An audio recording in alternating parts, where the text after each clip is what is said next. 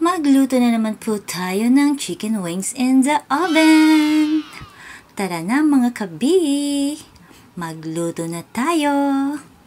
Namiss niyo ba ang luto ko? Kasi kayo, namiss ko. Tara na, simulan na natin.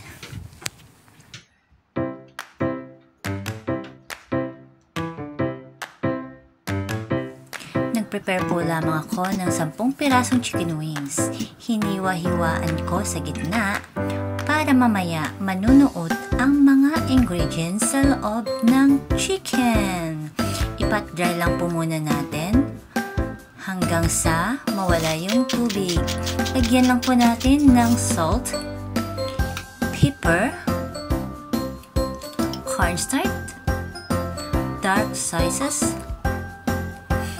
light slices, oyster sauce, and sugar. And then, lagyan lang po natin ng little oil. At pagkatapos nga po niyan, i-mix lang po natin ng i-mix hanggang sa manuot-nuot ang lasa sa loob ng manok. At pagkatapos nga po niyan, ilagyan po natin ng minced garlic.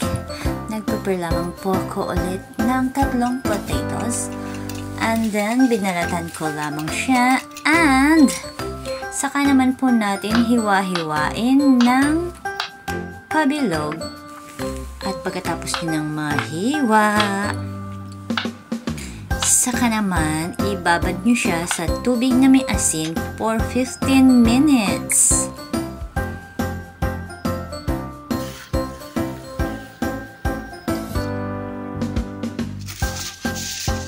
Mag-prepare lamang po tayo ng foil paper sa ating oven pan.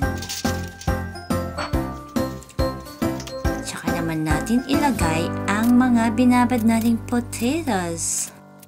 Saka naman natin ayusin sa top ang chicken wings. And then, lutuin lang po natin siya ng 20 minutes for 200 degrees Celsius. At pagkatapos niyan, eto na guys, ready na siya.